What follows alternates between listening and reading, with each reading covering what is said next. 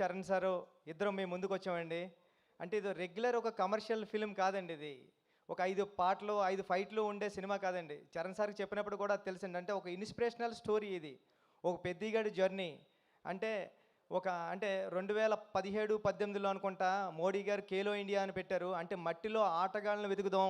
అంటే ఇంటింటికెళ్ళి ఓటక్కు అడుక్కుంటాం కదా! అలాగే ఇంటింటికెళ్ళి ఆట కూడా అడుక్కుందాం. ఆటగాళ్ళని తీసుకొచ్చి దేశానికి పరిచయం చేద్దామని పెట్టారు. దాన్ని ఇన్స్పిరేషన్ కింద కూడా తీసుకున్నాను నేను 'ఖేలో ఇండియా' అని ఈ ఫిల్మ్‌కి. మేము చరణ్ సార్ కూడా మేము మాట్లాడుకున్నాం. అందుకే బొమ్మన గారు అంటారు ఏంటంటే, ఏంటి ఈడు తెస్తాడా విలేజర్స్‌ని చూసి ఒక ఒక నెగెటివ్ మైండ్ సెట్స్‌తో ట్రావెల్ మొదలవుతుంది బొమ్మన గారి ట్రావెల్. ఈడు తెస్తాడా ఈ విలేజర్సా తెచ్చేది ఇండియాకి మెడల్స్ అనుకుంటాడు.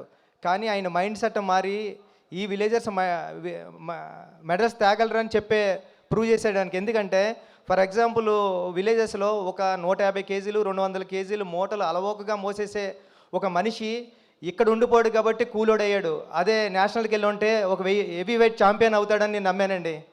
అది మాది ఉప్పాడు కొత్తపల్లి కాబట్టి సముద్రం పక్కనే రోజు సముద్రం పక్కన ఉంటే ఒక ఫిషర్ మ్యాన్ ఎటువంటి సేఫ్టీ లేకుండా దన్నమని సముద్రంలో దూకేసేవాడు బోట్లోంచి. నేను ఆ ఒడ్డు నుండి చూసే ఉండేవాడిని కాలేజీకి వెళ్తున్నప్పుడు. అరే ఈడు నేషనల్కి వెళ్తే ఒలింపిక్స్కి వెళ్తే మెడల్ తెస్తావాడు కదా అని ఫీల్ అయ్యేవాడిని నేను. అంటే ఆట అంటే భారతీయ జీవన విధానంలోనే ఆట ఒక భాగం అని చెప్పాలనుకున్నా. అందుకే గురువు క్యారెక్టర్ పెట్టుకున్నానండి.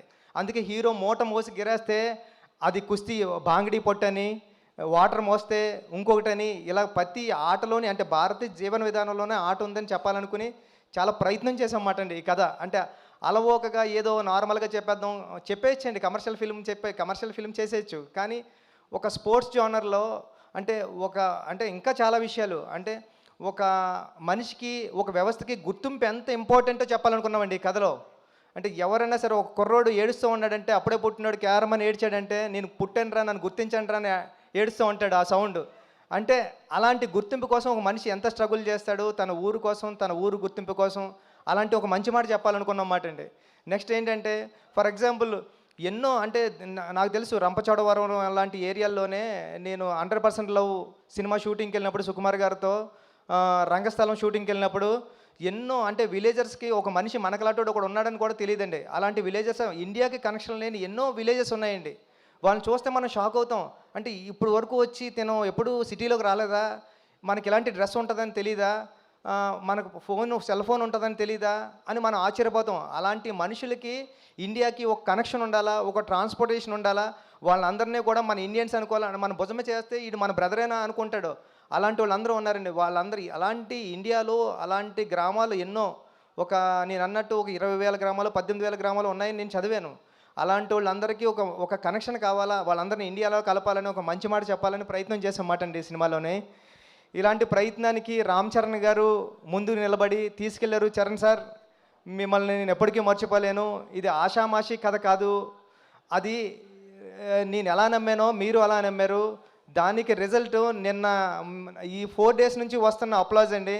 నా మొబైల్కి నా సోషల్ మీడియా అకౌంట్స్కి మెసేజ్లు ఎలా వస్తున్నాయంటే 1 లైన్ రాసి వదిలేస్తలేదండి. చాలా మంచి సినిమా తీశారు, చాలా మంచి సినిమా. దాంట్లో ఫస్ట్ లైన్లో పెట్టేది రామ్ చరణ్ గారినండి. చాలా అంటే ఇలాంటి పెర్ఫార్మెన్స్ ఎప్పుడు చూడలేదని చరణ్ సార్ని పొగుడుతూ ఉంటే చాలా హ్యాపీ ఉంది. దాంతోపాటు మంచి కథ తీసావు, మంచి కథ చెప్పావు, నన్ను కూడా పొగుడుతుంటే ఇంకా చాలా హ్యాపీగా ఉందండి. జగపతి బాబు గారు ఈ సినిమాకి ఎంత ఇంపార్టెంట్ అంటే అప్పలసూరి క్యారెక్టరు, మీకు అప్పలసూరి క్యారెక్టర్ ఇలా డ్రైవ్ అవుతూ ఉంటుంది కథలోని. కానీ ఆ కాగడ వెలిగించింది అప్పలసూరి గారండి. పెద్దికి ఆ క్యారెక్టర్ని ఆ వెలుగు కాగడ ఇచ్చింది అప్పలసూరే. జగపతి బాబు గారు లేకపోతే ఈ క్యారెక్టర్ నేను ఊహించుకోలేను. లాస్ట్లో కూడా అందుకే నేను ఈ స్టేషన్ వచ్చేసిన తర్వాత అప్పల వలస అని పెట్టామాట అండి స్టేషన్ ఇది. అప్పలసూరి క్యారెక్టర్కి జగపతి బాబు గారు అంత ప్రాణం పోసారండి. Thank you so much.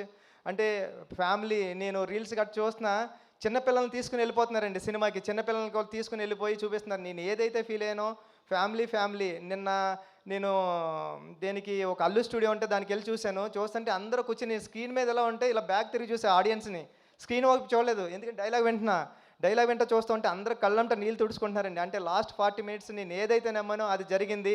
Same time నేను చరణ్ సార్తో ఐమాక్స్కి వెళ్ళాం, ప్రసాద్ ఐమాక్స్కి వెళ్ళినప్పుడు చూసినప్పుడు చరణ్ సార్కి అందరూ లెగిసి హాస్పిటల్ సీన్ దగ్గర క్లాప్స్ కొట్టి అందరూ ఇలాగా బెండ్ చేసి హెడ్ బెండ్ చేసి చరణ్ సార్ అని నేషనల్ అవార్డు అని అరుస్తున్నారండి. అన్న నీకు నేషనల్ అవార్డు వస్తుందని అరుస్తున్నారు. ఇంతకన్నా ఇది కదరా కావాల్సింది, నేను వచ్చిన పని అయిపోయింది, సినిమా చేసిన పని అని అనుకున్నా. థ్యాంక్ యూ అండి సతీష్ గారు, ఈ సినిమా నమ్మినందుకు, మీరు నాకు ఈ సినిమా ఇచ్చినందుకు లైఫ్ లాంగ్ మీకు రుణపడి ఉంటానండి. రవి గారు అందరికీ థ్యాంక్ యూ అండి. ఈ సినిమా థియేటర్స్లో ఉంది, చూడండి.